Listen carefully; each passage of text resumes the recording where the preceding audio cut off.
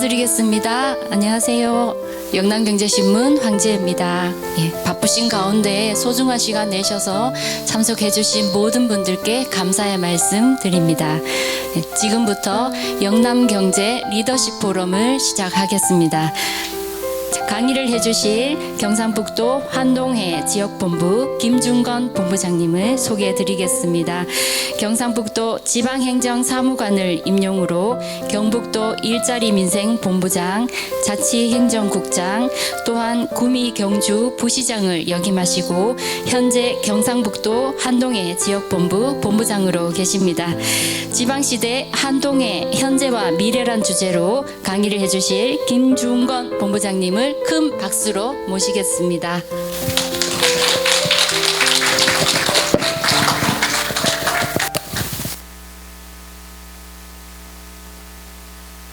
예, 소개받은 김중건입니다. 오늘 우리 초청해주신 이영우 영남경제 대표님 또 박운석 대표님 오신 지가 지금 한 일주일밖에 안 됐다는데 두 분 대표님께서 이런 자리를 또 이렇게 초청을 해주셔가지고 제가 이런 자리에 서게 돼서 너무 영광스럽게 생각합니다. 또 우리 같이 논의를 해주실 우리 이재영 교수님, 또 임영훈 우리 청장님, 정철영 과장님, 또 김양욱 우리 대저페리 대표이사님 등 해서 많은 분들 한 자리 하셨는데요. 제가 한 50분 정도 이렇게 또 강의를 하라고 해서 사실 50분까지 이렇게 드릴 내용이 아닌 것 같은데 그래도 조금 시간에 욕심을 내서 한번 말씀을 드려보도록 그렇게 하겠습니다. 저는 공무원 생활 한 30년 가까이 도청에서만 있었습니다. 중앙부처 안 있고요. 도청에 꾸준히 있다가 지방에는 이제 울진 부군수 또 경주 구미 부시장 하다가 의회사무처장 또 재난협력실장, 재난안전실장 또 세 번째로 이번에 이제 환동해 본부장 왔는데요. 우리 올 초에 와가지고 이제 한 10개월 정도 이렇게 됐는데 나름대로 환동해 본부가 아시는 것처럼 이게 지금 이제 우리 환동해 본부 건물이 아직까지 안 지어졌습니다. 덜 지어졌습니다. 여러분도 아시는 것처럼 이제 2016년도 2월 달에 도청이 대구에서 안동으로 이사를 했잖아요. 이사를 한 지가 지금 꽤 한 7년쯤 됐는데 이제 대구 있다가 이제 안동으로 가니까 이 동해안 지역 있는 지역 포항, 경주, 울진, 영덕, 울릉이 너무 이렇게 도청에서 멀어졌다. 이래서 이 동부청사를 이 포항에 지어 둬야 되지 않느냐 하는 게 이제 지사님의 뜻이라서 일단 저희들이 지금까지는 어디 저기죠 포항의료원 뒤편에 그 용흥중학교라고 있습니다. 그 폐교한 용흥중학교를 이제 저희들이 임대를 해서 지금까지 쭉 썼습니다. 써가지고 그리고 한편으로는 이제 한 3년 정도 전에 여기 우리 경제자유구역 그러니까 이제 저기 어디죠 KTX 역사 뒤편에 거기에 새로 경제자유구역 내에 이제 저희들이 이런 조감도를 가지고 이 건물을 이제 지어졌습니다. 지어져 가지고 지금 거의 완성이 됐는데요. 저희들이 입주하는 거는 내년 한 2월이나 3월 달에 정식으로 입주를 하게 됩니다.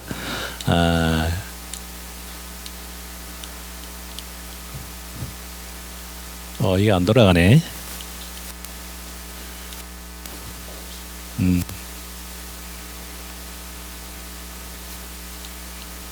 이제 들어가네요. 저희들 청사가 이제 이렇게 간단하게 소개를 하면 지금 여기 이제 용흥중학교 건물을 쓰고 있는데요. 한 200명 정도 우리 직원들이 와 있습니다. 국이 이제 두 개 국을 이제 크게 나누면 두 개 국인데요. 동해안 쪽에 여러분들 아시는 것처럼 이제 원자력 우리 경주에 7개, 경주에 5개, 울진에 7개, 그 12개가 지금 이제 우리 경북에 원자력 발전소가 12개가 이제 운영이 되고 있잖아요. 전국적으로는 25개 원전 중에서 그 절반이라고 할 수 있는 12개가 우리 이제 경주와 울진에 있습니다. 그래서 이런 어떤 원자력과 원자력과 또 각종 그 풍력 발전이라든가 에너지 분야 이런 분야를 이제 담당하기 위한 국이 또 구성이 되어 있고요. 또 우리 동해안 쪽이다 보니까 이제 해양수산국이 또 있습니다. 그래서 양국을 저희들이 이제 우리 본부에서 커버를 합니다. 그래서 제 소관이 이제 이 에너지국과 해양수산국이 두 개국이 있는데 오늘 주로 말씀드릴 내용은 그 중에서 이 어업 관련해서 해양수산 분야 관련해서 제가 말씀을 좀 드리도록 그렇게 하겠습니다. 이 타이틀이 이제 이 어업 이 대전환이라고 이렇게 붙였는데요. 여러분도 이제 최근에 아시는 것처럼 그 우리 경북의 이철우 지사님께서 이제 올해 목표가 슬로건이 뭐인 줄 아십니까? 우리 정철영 과장님 우리 경북의 원래 슬로건이 뭔지를 아시나요? 그거는 이제 한 분야고요. 큰 틀로 봐서는 경북의 힘으로 새로운 대한민국. 그러니까 지방화 시대를 확실히 경북에서 선도하겠습니다. 이게 이제 원래 목표 슬로건입니다. 경북의 힘으로 새로운 대한민국. 이건 말은 무슨 얘기냐면 각 분야별로 국가 사업들을 국가 정책을 우리 경북에서 선도를 해보자. 그래서 이제 예전까지만 하면 이제 우리 그러니까 중앙부처에서 이제 정책이 만들어지면 지방에서 실천을 하고 집행을 하고 했는데 그래서는 지방화 시대를 제대로 나갈 수는 없다. 우리가 이제 3만 불에서 이제 4만 불, 5만 불을 이제 이끌어 나가야 될 어떤 이런 국가적인 어떤 이 정말 이런 상황에서 다음 해는 우리가 지금 이제 산업화 시대를 거쳤고 민주화 시대를 거쳤잖아요. 그 다음에는 뭐냐? 뭐 세계화 시대 이렇게 하는데 지방화 시대로 가야 된다. 지방화 시대가 안 되면 4만 불, 5만 불을 달성할 수가 없다. 지금 시스템으로 서울 중심 또 이 수도권 중심의 일극 체제로 봐서는 우리가 4만 불, 5만 불 못 간다. 지방화 시대, 지방에서 스스로 가지고 있는 어떤 특성들, 역량들, 인재, 기업 모든 어떤 그 이 힘을 지방에서 쏟아부을 수 있도록 국가 시스템이 바뀌지 않으면 더 이상 발전이 없다. 이런 어떤 지사님의 철학으로 지방화 시대에 우리 경북이 선도를 하자. 그럼 어떻게 선도를 할 것이냐? 국가 시책을 우리가 지방에서 펼쳐보자. 그래서 여러분들 여기는 안 나오지만 제가 몇 가지만 말씀을 드리면 우리 경북에서 작년 올해 3가지 정도만 말씀을 드릴게요. 사례를 국가 시책을 선도했던 사례를 이 어업과 관련 없이 사실 이제 요즘 뭐 대학도 보면 우리 이재영 교수님 대학 계시지만 대학 학생들이 지금 줄잖아요. 그래서 이제 대학이 이제 이 글로컬 어떤 그런 그 국가 정책으로 해서 이제 통합이 될 어떤 상황이 있고 그리고 또 농촌에 가보면 인력이 얼마나 또 부족합니까? 외국 인력을 우리가 써서 활용할 수밖에 없는 그런 고령화되기 때문에 그래서 이 2가지 토끼를 어떻게 잡을 것이냐. 대학에는 학생들을 유치하고 농촌에는 일선을 유치하기 위해서 그 지사님께서 대학을 우리 동남아에 있는 대학의 학생들을 데리고 오자. 데리고 올 때 학생만 오지 말고 부모님 같이 모셔와라. 그럼 학생은 대학에서 교육을 받고 부모님은 농촌에서 우리가 농촌에 일자리가 많 일손이니까 이끌이는 많은데 손이 부족하니까 부모님들은 농촌에서 일하시라. 그래서 농촌에서 버는 것이 오히려 어떻게 보면 그 동남아 쪽에 그 나라에서 버는 것보다도 훨씬 많이 벌잖아요. 일은 고되더라도. 그래서 그 돈을 벌어서 학생 교육시키고 저축도 해서 10년 정도 벌면 나중에 돌아갔을 때는 그 자기 나라 베트남이라든가 태국이나 가서 그만한 목돈을 가서 할 수 있는 부분이 있지 않느냐. 그래서 이런 것들이 지금까지는 지방에서 아무리 얘기를 해도 법무부가 비자 이런 부분이 있기 때문에 안 해줘요. 그래서 국가가 가지고 있는 비자 권한을 우리 경북에 도 단위로 주라.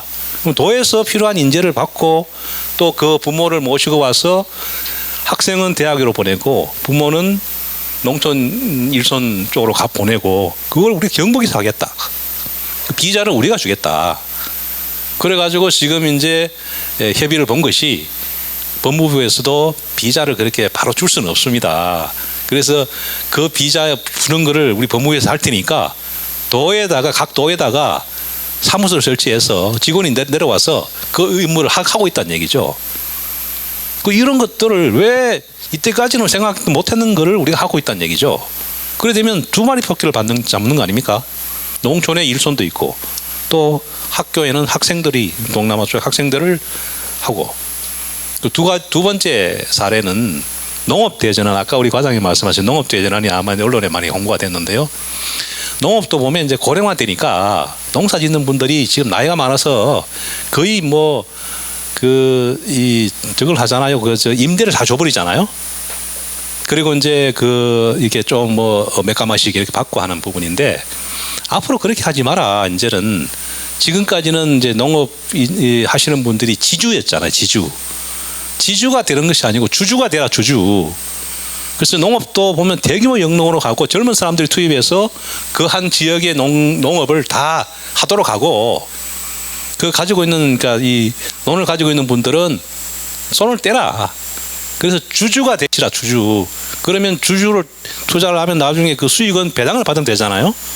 배당을 받고 그 일손을 넣고 다른 일을 하세요. 그러면 수익이 2배가 될 수 있지 않느냐. 그래서 농촌도 앞 수익이 2배로 될 수 있는 방향으로 가자. 그것이 두 번째 사례죠. 그래서 농림부에서도 우리 경북이 하고 있는 이런 부분들을 그래서 이제 앞으로 우리가 이제 막 일변도로 갈 필요 없다. 우리가 뭡니까? 저희 각종 이 밀이라든가 이런 걸 막 수입하고 있잖아요. 그럼 우리 밀을 수입해서 생산해서 그걸 우리가 국산화하고 대체를 할 수 있는 효과도 있을 것이 아니냐. 이런 논리로 농업 대전환을 지금 하고 있는 상황입니다. 그래서 이제 의성과 문경에 이런 시범 단지를 만들어서 실제로 이것이 가능한 건지 한번 시범적으로 해보고 있는 상황이죠. 그것이 된다 그러면 경북 전역뿐만 아니라 다른 시도도 우리가 보급을 할 수 있는 그런 부분이 되죠.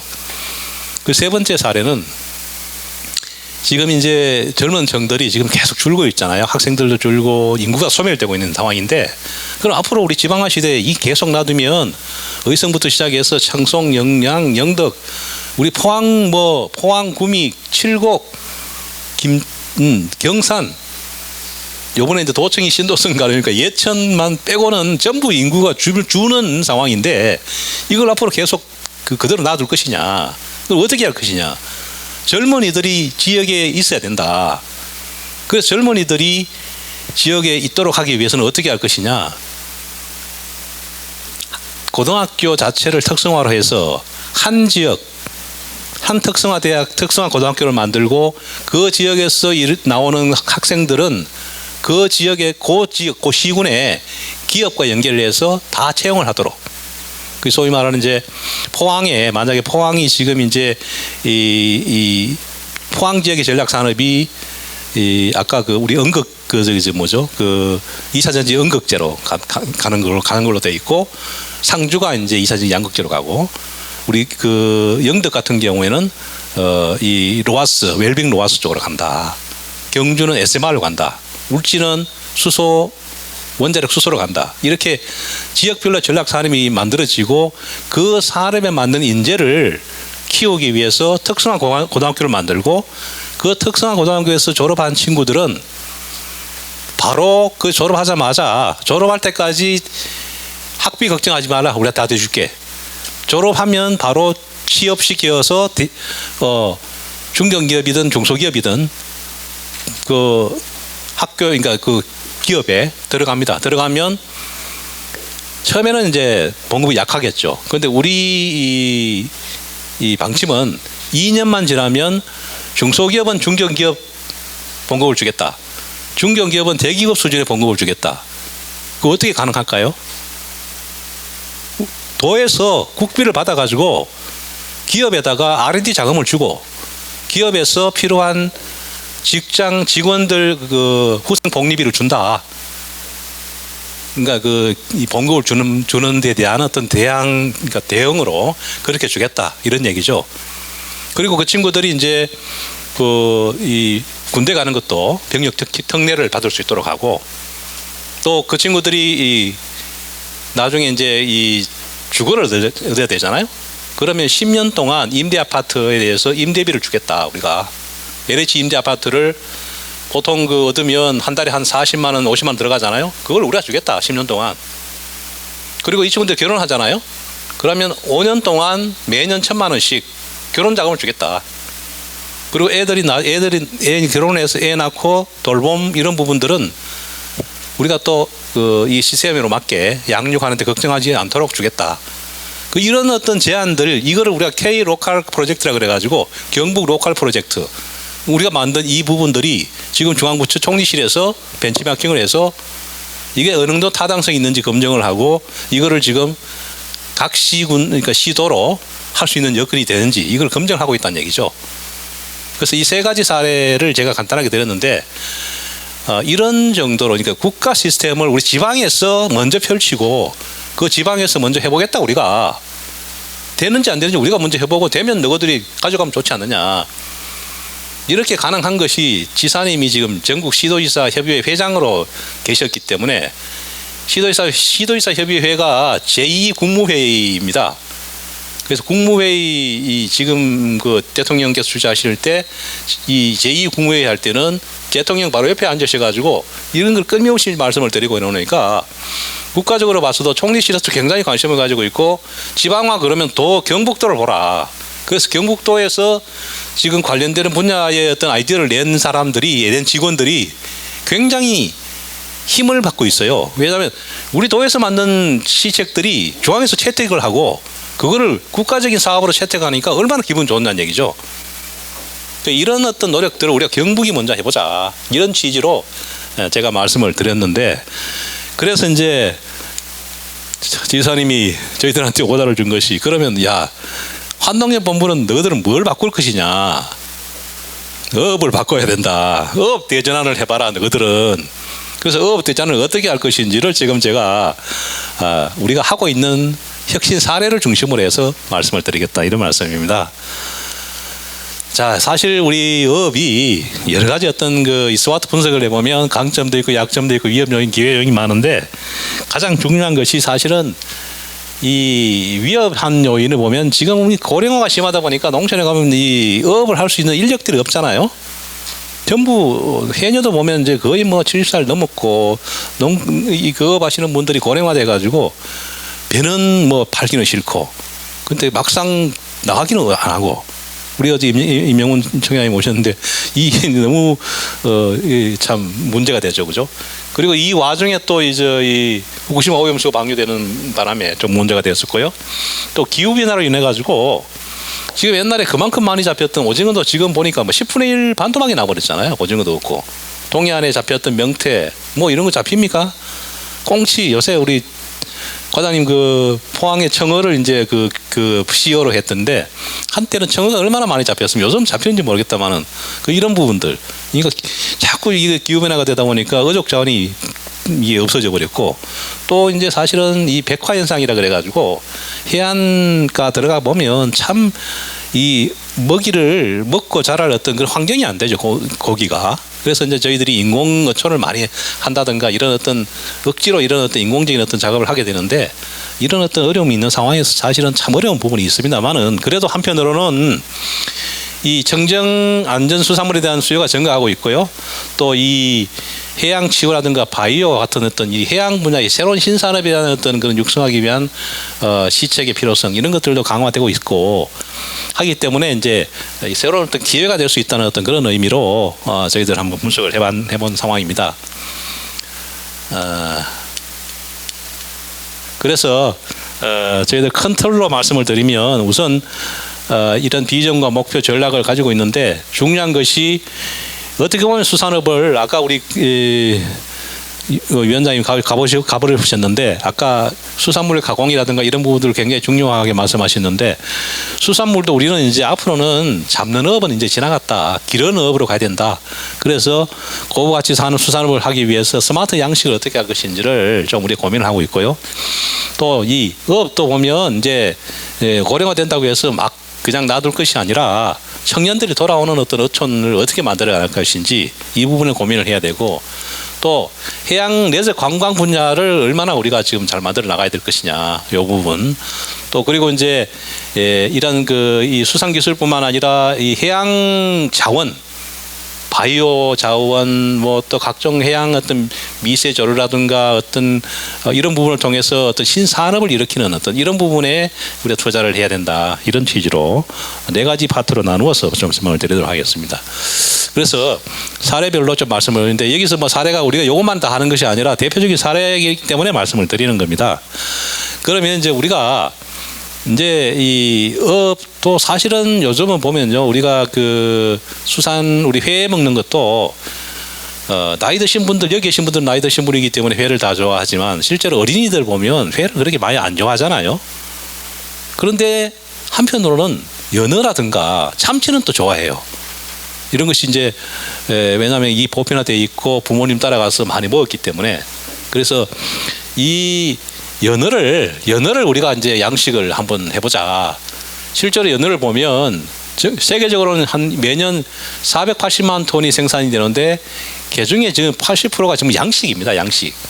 그 노르웨이, 덴마크 이쪽 칠레 이쪽이 이제 양식을 엄청나게 하기 때문에 거의 이제 양식이 많고요. 우리나라도 7만 톤이 매년 수입되는데 전부 자연산이 없어요. 전부 양식으로 들어온다고 보면 됩니다. 그 중에서도 노르웨이산이 90% 이상이 들어오죠. 그런데 이제 가격으로 봐서는 이제 4천억 뭐 이런 정도 되는데 이거를 우리가 어떻게 한번 그 국산화를 한번 할 수 없을까? 그래서 이제 우리 수산자원연구원에서 그 연어도 지금 이제 두 가지 종류가 있다고 합니다. 북태평양 연어가 있고 북대서양 연어가 있는데 북태평양 연어는 우리 울진에서 보면 이제 왜 왕피천 이런 데서 연어를 방류하잖아요.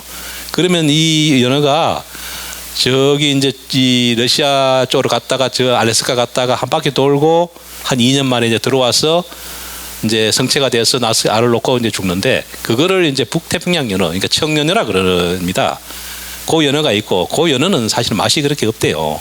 그래서 주로 수입하는 것이 이 이제 이 북대서양 연어, 대서양 연어도 우리 수입해서 먹는데 우리 입맛에 맞게 만들어진 거랍니다. 그러니까 자연적으로 잡은 연어보다도 이 노르웨이라든가 덴마크가 식감에 맞게 이 연어를 육종을 계속 개량을 해서 우리 입에 맞게 만들어진 그런 연어라서 그래 맛있지. 실제로 자연상은 그렇게 맛은 그렇게 많이 없다 이런 얘기를 하더라고요. 그래서 우리는 이제 이 포항의 장기면에 이런 원자력 클러스터를 조성하는데 이 연어를 이 맛있는 그러니까 두 가지 가야 되겠죠. 그러니까 수산연구원에서 이제 알을 뽑아서 그걸 부화시켜 가지고 성체까지는 안 가더라도 한 2년 정도는 부화를 성공시켜서 성체를 만들어 놨거든요.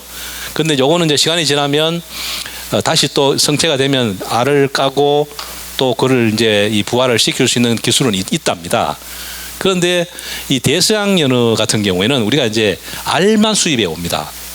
알만 수입해 와서 포항에서 만들어지는 이 여기에 이제 길러서 성체를 파는 걸로 끝난답니다. 왜냐하면 알만 수입해 올 때 알을 그냥 그대로 있는 게 수입해 와서 우리 알을 부화시켜서 그 성체를 만들고 그 성체가 알을 놓고 다시 우리 하도록 안 해준답니다.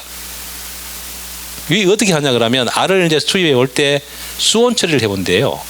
저수온으로 처리를 해버리면 이놈은 성체는 되는데 나중에 이 번식은 못하도록 그렇게 만들어 버린대요. 그래서 이만큼 이게 우리가 양식을 하는데 못 가져오도록 자기들도 이만큼 양식된 상황인데 우리가 가져오면 또 경쟁에 또 그거잖아요. 그래서 아니 옛날에 저 문익점 선생이 이제 목화 씨앗을 이제 부스로 가져왔는데 야 우리도 가서 이 성체를 좀 이렇게 어떻게 보면 좀 기절시킨다든가 해가지고 들고 오면 안 되느냐. 그러니까 그건 안 된대. 그러면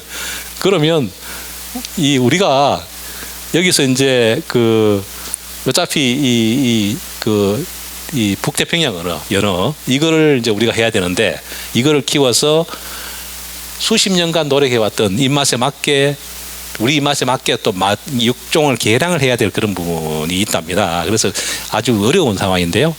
그런 노력들을 우리가 펼치고 있는데 그나마 그래도 첫 발을 띄고 있는 상황에서 이게 이제 그 2025년도에 포항에서 클러스터가 조성이 되면 이 1년에 7만 톤의 수입을 여기서 11,000톤까지 생산이 되기 때문에 이만큼 자립화가 될 수 있다 이런 얘기죠. 여기에 대한 어떤 노력을 더 많이 해서 앞으로 더 많이 생산을 해서 하도록 그렇게 해보겠다는 말씀을 드립니다. 자, 두 번째. 자, 이게 이제 기업, 이제 기르는 업도 중요하지만 우리가 이제 이 고기를 잡아서 그냥 파는 어떤 그런 1차 산업이 아니라 앞으로는 이제 그걸 얼마나 가공을 하고 부가가치를 만들어서 파느냐. 이게 이제 이 수산 가공 부분인데요. 이게 지금 그러니까 이 스마트 수산 가공 종합 단지 개발을 위해 가지고 380억을 원래 국비를 확보했습니다. 해가지고 저 임영웅 청장님도 계시지만 해수부를 통해 가지고 확보를 해서 영덕에다가 이게 이제 가공 단지 시스템을 만들었는데 이건 뭐냐 그러면 이 단지에 가면 R&D 센터가 있습니다. 그러니까 이제 R&D 센터가 있고 또 이 기업 지원 시설도 있고 각종 그 이 제품 포장 뭐 원료 처리하는 생산 시설 또 공동 시설 이걸 다 갖춰졌기 때문에 누구든 간에 가서 가공 제품을 만들어 봐라. 그래서 성공하면 거기서 성공해서 너희들 각종 그 제품 개발부터 시작해서 성공하면 디자인까지 수출까지 지원해 줄게. 그리고 실패하더라도 겁내지 마라. 누구든 간에 개방되어 있습니다. 가서 이 시설과 이 인력을 이용해서 내가 아이디어만 있으면 그거 가서 실제로 하나 가공식품을 만들어 보자. 소위 말하는 요새 그 밀키트 있잖아요. 이런 것들을 여기서 한번 가서 만들어 보고 그게 대박이 날 것 같으면 해주고 나중에 대박이 나고 하면 수출까지 지원해 주겠다. 이런 얘기죠. 그 최근에 이제 우리 환동회 본부의 전임 그 우리 김남일 본부장님이라고 이분이 이제 미역에 꽂혀가지고 미역의 전문가입니다. 전문가. 연구를 많이 하셔가지고 미역 맥주를 또 개발을 했어요. 이분이. 그래가지고 이제 멱이라고 이제 이렇게 상표 등록도 했는데 근데 이제 좀 먹어본 사람 입장에서 보면 좀 텁텁하다는 얘기 하긴 하던데 좋아하는 사람도 있겠죠. 그래서 이제 이런 것들도 그죠. 아이디어만 있으면 미역을 통해서 추출한 맥주를 가지고 여기서 가서 한번 생산해보라. 그러면 대박이 날 수 있다. 그런 거. 그리고 또 포항 어디 저 인근에 기업이 하나가 그 뭐 언론에서 많이 나왔을 겁니다. 이제 그 이 콩으로 이렇게 만드는 건데요. 그러니까 식감은 거의 그 이 소고기를 씹는 그런 어떤 그거를 했는데, 근데 이제 그 핵심에 들어가는 그러니까 식감에 그러니까 이게 접착하는 어떤 그런 이 효소는 개발을 못했대요. 자체 개발을 못했고 이게 수도권에 있는 기업을 통해서 이제 받아와서 그걸 가지고 이제 콩을 이용해서 만드는데. 그런데 이제 저희들 취직을 해봤거든요. 지금 시중에 팔기도 합니다. 잘라서 먹으니까 거의 뭐 이 소고기를 씹는 정도 똑같이 느낄 수 있던데 그런 아이디어만 있으면 여기 와서 한번 해봐라는 얘기죠. 여기서 인력도 있고 그 시설도 다 있으니까 좋은 아이디어만 있으면 가서 해봐라. 지원해줄게. 이런 시스템을 가지고 있다는 말씀을 드리고요. 요게 이제 앞으로는 앞으로 가공뿐만 아니라 이제 유통까지도 어떻게 우리가 잘 해야 되지 않을까.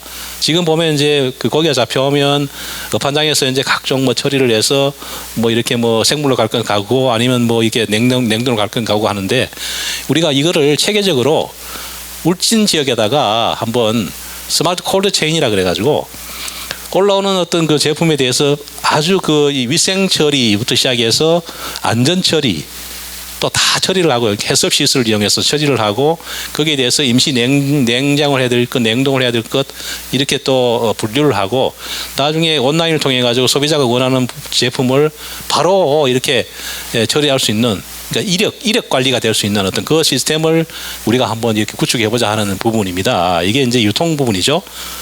그리고 요 블루프라자 이거는 수산물을 사실은 어떻게 보면 이제 우리가 먹으려고 그러면 제대로 먹으려고 그러면 또 이 바닷가 쪽으로 가야 되잖아요.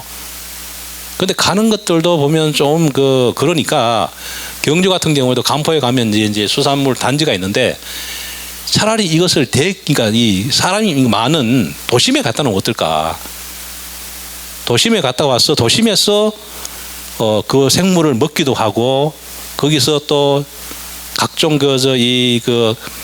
뭐라 그럴까 뭐 시식도 하면서 또 체험도 할 수 있고 이런 어떤 프라자를 하나 만들어 놓으면 오히려 어떻게 보면 이제 굳이 바닷가를 안 가더라도 도심에 청년들 없으면 보면 이제 도심에 이런 것들을 갖다 놓으면 오히려 더 많은 어떤 효과가 있지 않을까 해서 뭐 경주에다가 한번 놓으라 그러는데 요거는 이제 저희들이 노력을 한 몇 년간 노력을 했는데 내년에 당장 시행할 수 있는 예산을 못 받았습니다. 그래서 요거는 이제 좀 더 장기적으로 가야 될 부분인데 여기 이제 오늘 임영훈 청장이 모셨으니까 요거 저희들하고 같이 공동으로 노력해가지고 해수부하고 좀 협의를 해서 내년도라도 한번 좀 딸 수 있도록 그렇게 했으면 좋겠다 싶습니다.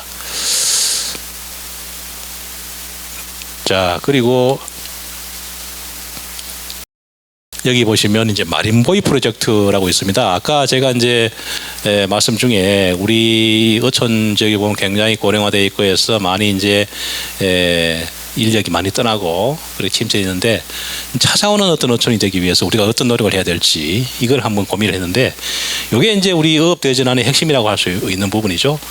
인력이 많이 떠나고 고령화된 부분에 보면 굉장히 이 배도 남고 있어요. 남고. 그래서 이제 그러면 남는 배를 가지고 우리가 임대를 하겠다는 얘기죠. 임대를 한 100척을 임대를 해서 그러면 이제 젊은 친구들 중에서 혹시나 한번 어업을 해보겠다는 사람들한테 공짜로 배를 빌려줍니다. 빌려줘서 네가 한번 어업을 한번 해보라.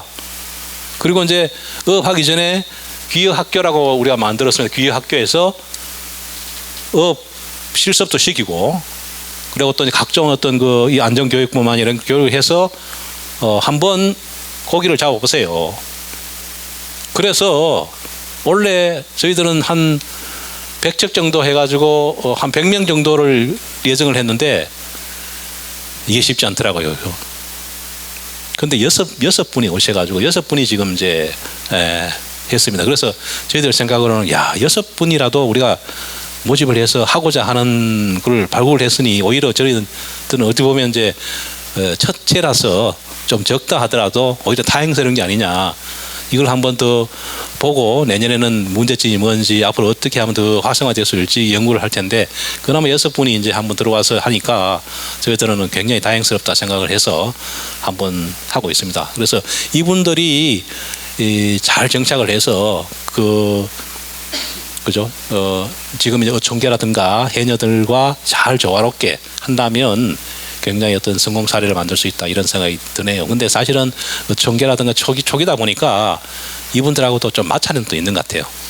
처음에 와서 보면 이제 이 동화된다는 게 사실 어렵거든요. 그리고 또 받아준다는 것도 어렵고 이런 것들을 우리가 관해서 어떻게 잘 조화롭게 만들어서 적응할 수 있도록 해드리는 게 우리의 역할인데 근데 6분을 잘 성공 사례를 만들어서 잘 한번 해보겠습니다.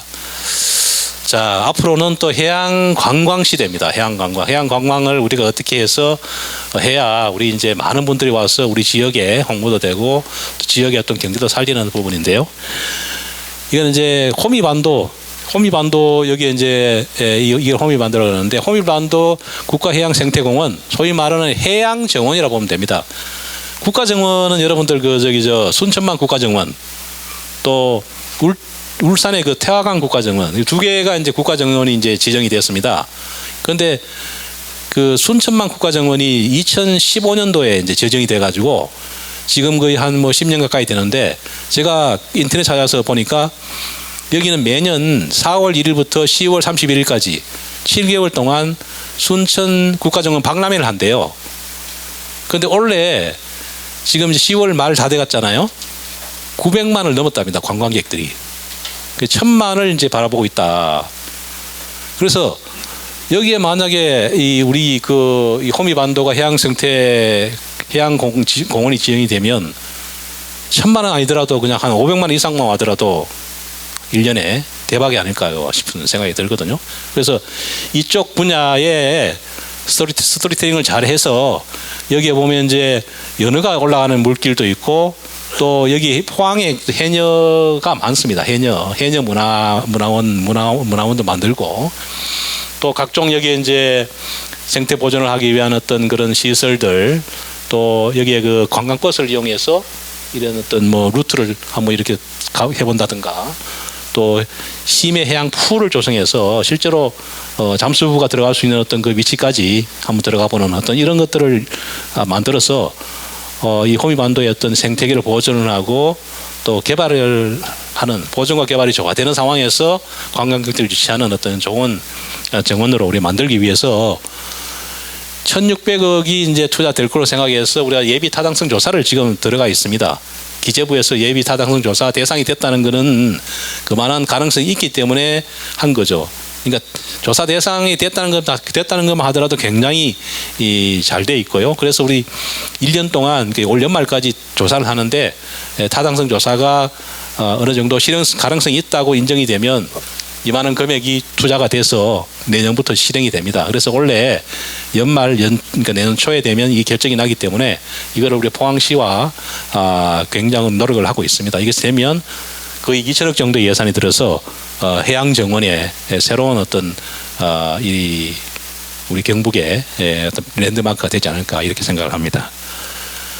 그리고 간포 해양관광단지, 이것도 이제 해양관광 쪽에서 아주 원래 저희들이 관광단지로서 490억 사업이 확정이 됐습니다. 그래서 간포의 그 나정 해수욕장인데 이게 모래가 굉장히 좋답니다. 좋아서 이 그림에서 보듯이 이제 일종의 이제 이 워터파크, 그러니까 비치 워터파크로 보시면 되겠죠. 이런 거를 만들어서 관광객들이 와서 실내에서 워터파크가 아니라 이 자연 상황에서 워터파크를 즐길 수 있는 이런 어떤 우리 단지를 하나 만들어 보자 이렇게 하고 있는데 이게 왜 좋으냐면 경주가 이제 여러분도 경주 좀 이렇게 내용을 아시는 분은 있을 수 있겠지만 이 한수원인 한국수력원자력 본사가 경주에 와 있잖아요. 거기 한 4,000명인가 왔는데 지금 가보면 본사 그 사무실이 완전히 이제 절간에 가 있습니다. 절간에. 이거 본사라면 삥 둘러서 여기 아무것도 없어요. 산에. 그러니까 한수원에 오신 분들은 오히려 이 한수원이라 안 그러고 한수사라 그럽니다. 한수사. 한수사. 절차자로 써가지고. 그만큼 그러니까 이게 이제 원자력이 있기 때문에 원자력 발전소 인근에 본사가 내려와라.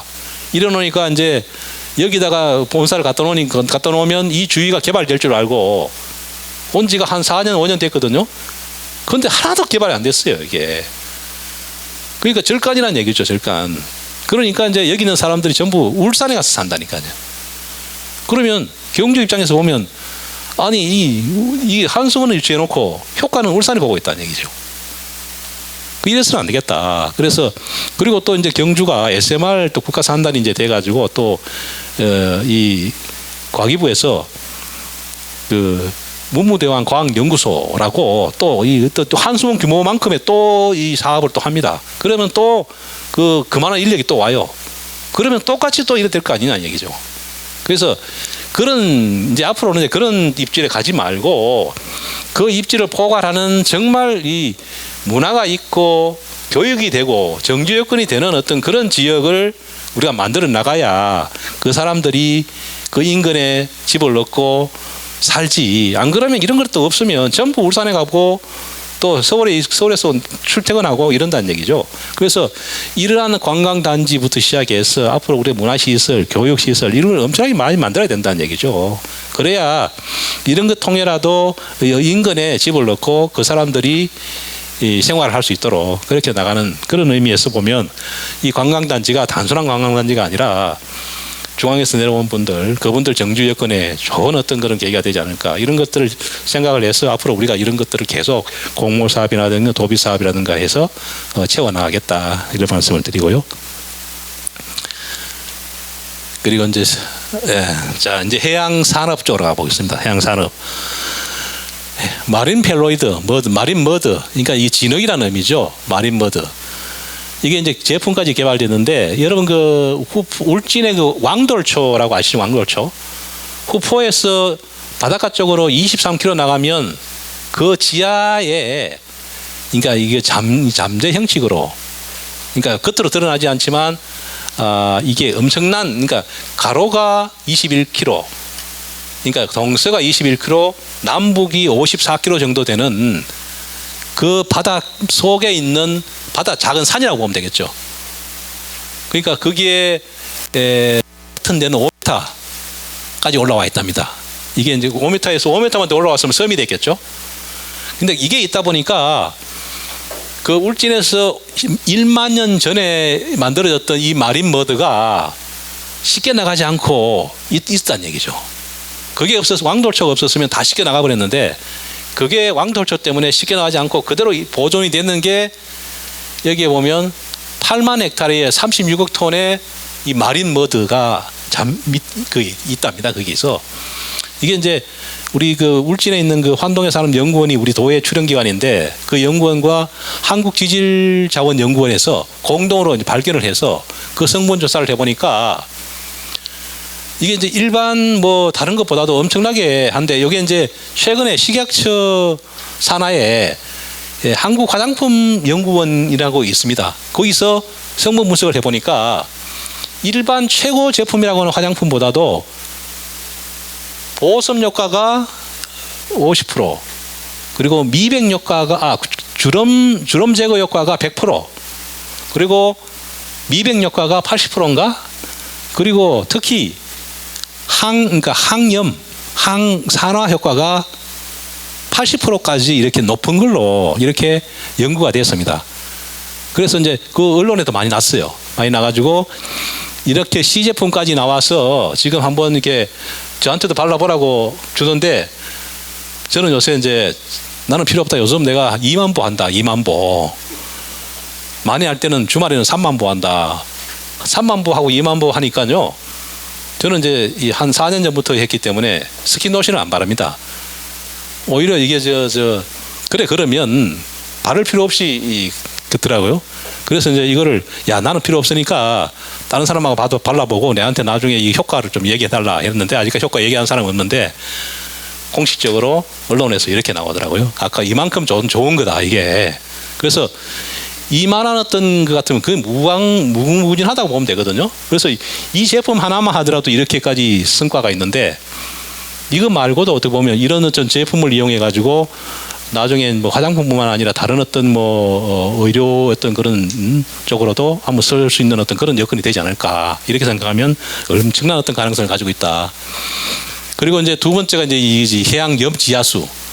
염지하수라는 게 뭐냐면 해변가에 우리나라 해변가를 전부 한번 구멍을 뚫어 보니까 바닷물과 민물이 만나는 지점에서 한 1000m 들어가면 거기에 지하수가 바닷물과 민물이 만나는 어떤 지하수겠죠. 그걸 염지하수라고 그러는데 그 염지하수가 해양 심층수보다도 미네랄이나 무기염료라든가 칼슘이 더 풍부해서 먹는 것도 뿐만 아니라 그걸 활용한 다른 제품을 활용도 엄청나게 효과가 있다 그래 이 연구가 나와 있어요.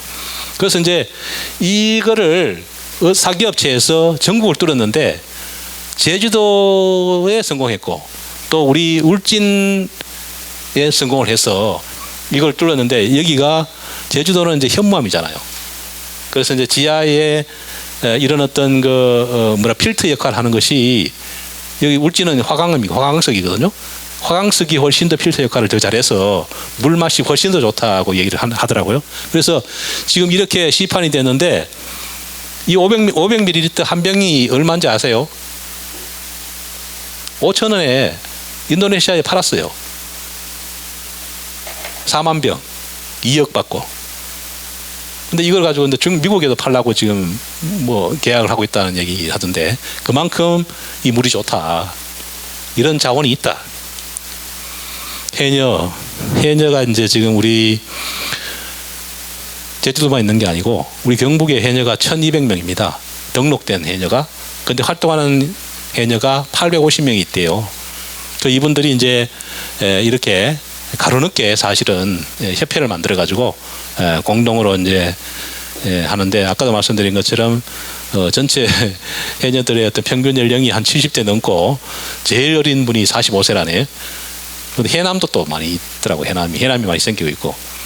그래서 이제 이분들이 지금 제주 해녀 문화가 지금 유네스코 등록된 유형문화유산으로 등록돼 있는데, 그만큼 이제 해녀 문화가 이제 많이 이 가치가 있는데 지금 소멸되고 있다는 어떤 그런 안타까운 일이죠. 그래서 우리 지역에서도 보면 해녀 문화를 어떻게 전성 발전시켜 나갈 것이냐 하는 노력을 하고요. 후진 양성을 해야 되지 않습니까?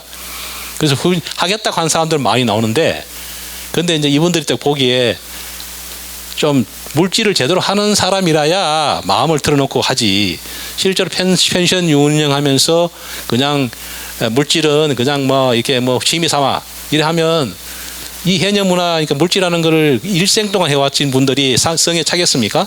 그래서 이제 후진 양성하는 부분에 서로 간의 어떤 알력이라든가 이런 부분들이 좀 있긴 있는데, 이런 부분들을 잘 우리가 어떻게 좀 조화를 해서 정말 하고자 하는 분들이 많이 와서 그분들의 어떤 해녀 문화를 이어나갈 수 있는 그런 환경을 만들어 주는가, 이게 또 저희들의 어떤 그 과제이기도 합니다.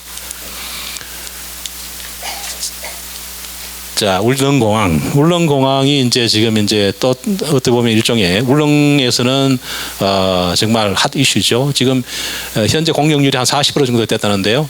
그림에서 보시는 것처럼 이만한 어떤, 이게 지금 1.3km입니다. 1.3km, 여기가 150m 이런 어떤 활주로를 만드는데, 여기에 경뱅이가 이제 50인승이 있더니 뭐 30인승이 있더니 뭐 80인승이 있더니 이랬는데, 최종적으로 법이 바뀌어가지고 80인승까지 뜨는 걸로 이렇게 됐어요. 돼가지고 계획대로 보면 2026년 1월부터는 취항이 되는 걸로 되어 있습니다. 그래서 지금 이 울릉도 같은 경우는 지금 매년 한 50만 정도가 이제 이 관광객이 들어가잖아요. 근데 만약에 이제 이게 울릉공항이 이제 개항이 돼서 비행기가 뜨면 한 이제 100만까지 안 가겠느냐. 우리 페리에 또 김양욱 대표이사님이 아마 한 3개월 전에 취항을 해서 뜨고 있고요. 그리고 이제 지금 뭐 2만 톤급 이제 또 배가 뜨고 하니까, 예전에는 울릉도 같은 경우는 이제 그 겨울철에는 이제 그 전부 식당 하시는 분들이 다 이게 포항으로 와버리잖아요. 근데 요즘은 이제 이 큰 배가 들어가고 하니까, 겨울에도 막 들어가고 하니까, 들어가는 사람 들어가는데 이제 보니까 아직까지 이제 그 겨울에 문 닫고 포항으로 와버리는 습관이 있어가지고, 들어가 보니까 눈꽃은 좋은데 뭐 먹을 게 없대요. 먹을 게 다 문을 닫아버리고. 그래서 울릉 군수님이 이게 어떻게 된 거냐, 이게 앞으로 이 손님은 이렇게 늘어나는데 먹을 게 없다. 그래가지고 그걸 가지고 이제 뭘 먹어야 될지, 뭐 방어를 이제 가을에 좀 잡아가지고 그 가두리 양식에 놨다가 겨울에 줄까 뭐 이렇게 하기도 하고. 그러고 이제 우리 수산자원연구원에서 울릉도에다가 가자미 치어를 엄청나게 한 지가 한 10년 넘었거든요. 그런데 이놈들이 이제 엄청나게 커가지고, 가자미가 지금 뭐 그 해수욕장 인근에 많이 있어요. 근데 울릉민들한테 이것 좀 잡으세요. 근데 맨날 그 오징어 잡던 분들이 이걸 안 잡으시더라고. 오징어는 이제 때마다 되면 한 판 오기 때문에 이거 한 번만 던지면 1년 먹고 사는데 뭐하러 내가 바꿔가지고 그 가자미 잡냐. 근데 오징어가 지금 10분의 1로 지금 줄었잖아요. 그래도 안 바뀌시는 것 같아. 그런데 제대로 된 어떤 관광객들 이래 오는데 그럼 어떻게 할 것이냐. 그럼 관광객들 오는 그 배편으로 아니면 비행기로 그러면 오징어하고 수산물을 싣고 가서 거기서 드시려는가. 이 고민이 많더라고요. 그죠? 이런 부분에 대해서 이런 어떤 100만 시대에 이 울릉도의 새로운 어떤 먹거리를 어떻게 만들어 나갈지, 이거는 우리 임영문 청장님도 좀 고민을 하셔야 됩니다. 자, 이 후쿠시마 이 원전 요거는 이제 곁다리로 이건 다 아시기 때문에요. 지금 이제 실제로 이제 이 후쿠시마 원전 오염수가 이렇게 배출되면 이렇게 해류를 따라서 이렇게 돌아오는데, 이렇게 돌아오더라도 4년 5년 걸리기 때문에 지금 현재 이제 그 바닷물에 이거죠. 삼중수소 농도가 그러니까 이 리터당 1만 베크렐까지도 먹을 수 있다고 합니다. 실제로. 근데 지금 해서 방출되는 것들 따져 보니까 지금 거의 한 20, 30 베크렐 이런 수준이고요. 이게 700 베크렐 넘으면 방출을 스톱한다고 하는데 지금은 거의 그럴 확률이 없는 것 같아요. 그래서 이게 4년 동안 왔다가 오면 이때 나갔던 오염 비율이 이게 4년 동안 돌아오면 거의 10만 분의 1로 줄어든다. 이런 어떤 과학적인 어떤 통계가 있기 때문에 큰 걱정 안 하셔도 되지 않느냐 하는 것을 다시 한번 말씀을 드리고요. 제가 이제 뭐 이렇게 말씀은 다 드렸는데 이런 어떤 제가 말씀드린 거는 뭐 저희들 자랑하는 것이 아니라 분야별로 사례를 이렇게 말씀을 드린 이유는 우리가 이제 경북이 그나마 지방화 시대에 가장 소멸 위기에 있는 도기 때문에 어떻게 하면 우리가 그 소멸 안 되고 정말 4만 달러, 5만 달러를 우리가 선도적으로 나갈 것이냐 하는 도정 방향에 따라서 아이디어 사업입니다. 아이디어 사업, 머리 사업. 그래서 우리 도청 본청에서도 열심히 일하고 있고요. 우리 환동회 본부에도 분야별로 혁신적인 사업들을 발굴해서 정책을 펼쳐나가는 어떤 그런 분위기에 있고 그 분위기 속에서 제가 대표적인 사례를 말씀드린 거고요. 앞으로 이런 사례들을 계속 우리가 또 연구 발굴을 해서 또 국가 사업으로 만들고 그래서 이제 지역의 주민들한테 또 이렇게 펼쳐나가는 어떤 그 노력을 계속하겠다 이런 말씀을 드리면서 제 어떤 발표는 여기서 마치도록 그렇게 하겠습니다. 경청해 주셔서 고맙습니다.